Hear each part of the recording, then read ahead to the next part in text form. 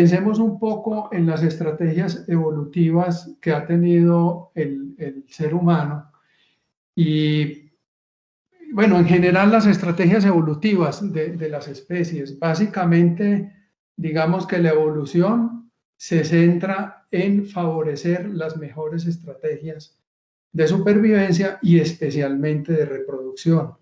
Una especie que no es capaz de reproducirse básicamente se extingue. Entonces, aquellas especies que son más capaces de reproducir son las que tienen más éxito en la, digamos, en la supervivencia y por lo tanto en la evolución.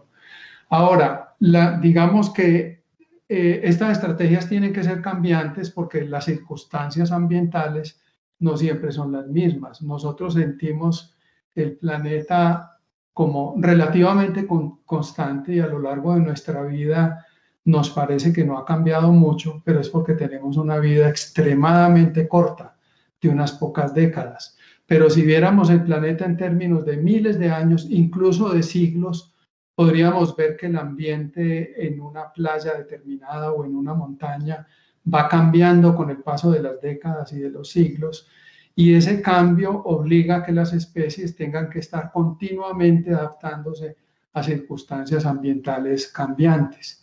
Y en esa adaptación ninguna estrategia es mejor que otra, todo depende de las condiciones. Es decir, la fuerza bruta puede ser una estrategia muy buena en una determinada circunstancia, pero luego puede ocurrir que es mejor ser menos fuerte, pero ser más rápido, o ser menos fuerte, pero ser más invisible, o ser menos fuerte, pero poder volar, etcétera. Y es por eso que la naturaleza ha ensayado tantísimas estrategias de supervivencia, como el mimetismo, como volar, como poder vivir en el agua o vivir en el agua y salir del agua, como los anfibios, grandes corredores, especies que soportan altas temperaturas en los desiertos, que se entierran por meses en el suelo, que pueden vivir en las profundidades marinas, etcétera. Entonces, digamos que cada condición ambiental tiene estrategias para las cuales son mejores.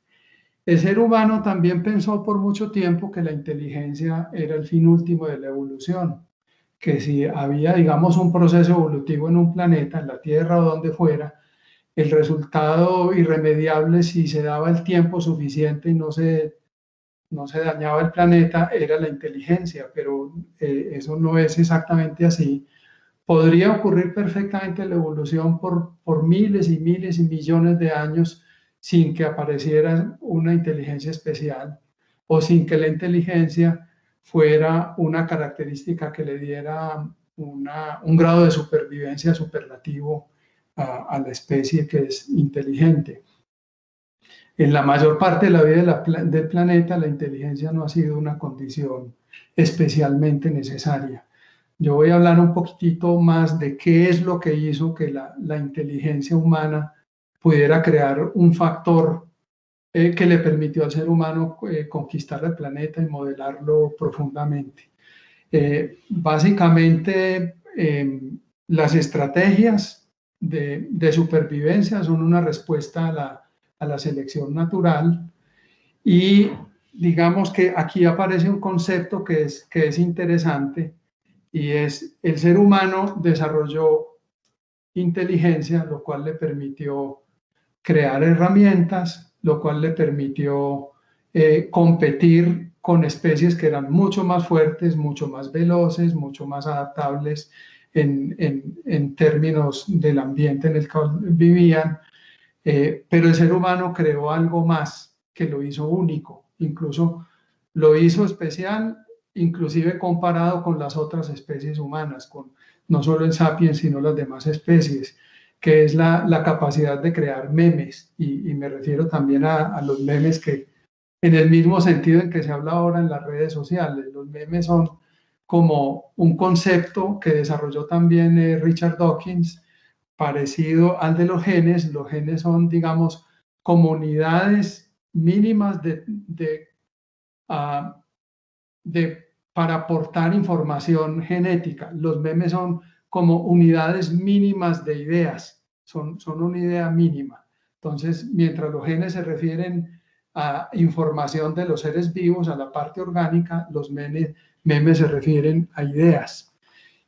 Al ser humano, lo que lo hizo, al sapiens, más que a los otros humanos, al sapiens lo que lo hizo una especie poderosa y única fue la capacidad de crear memes, de tener ideas, de poder generar leyendas, mitos, dioses, empresas.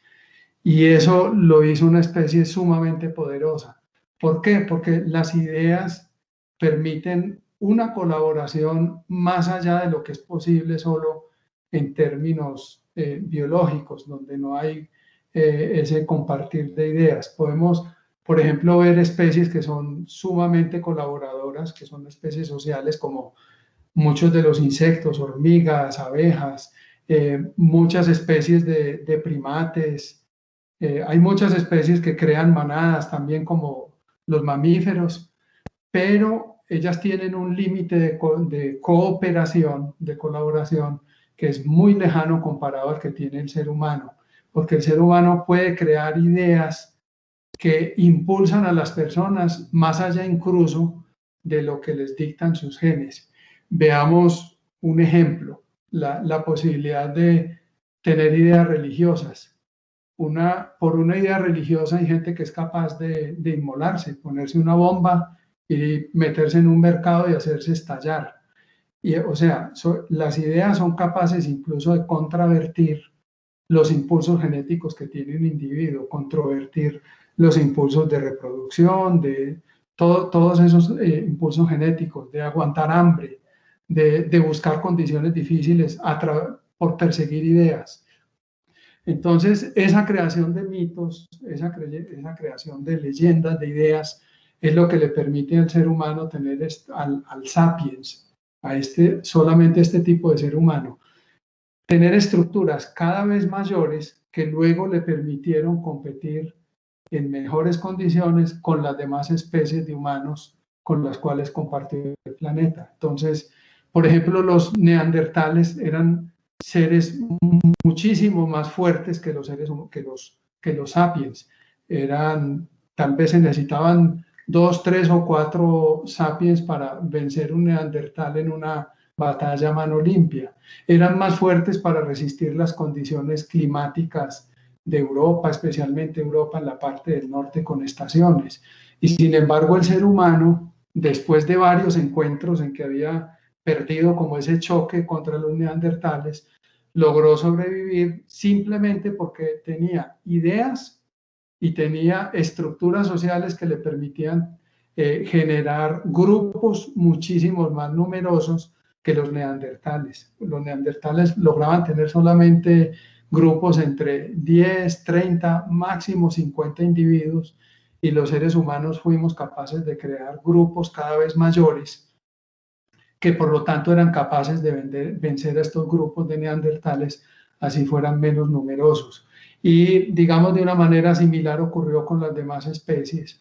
Así que realmente el factor humano que le permitió el triunfo como primate dominante y luego como especie dominante en el planeta, en cierto grado, fue la capacidad de crear memes y sobre ellos crear estructuras de pensamiento cada vez más complejas. Una empresa es una idea completamente abstracta, pero que tiene ahora un poder inmenso. Podemos pensar en Google o en Microsoft o en Amazon, como son entes abstractos que tienen más poder que países. Bueno, y los países también son entes abstractos, pero como ellos permiten organizar miles, millones, cientos de millones de individuos alrededor de una idea común, como puede ser una empresa, o un país, o una religión, etcétera.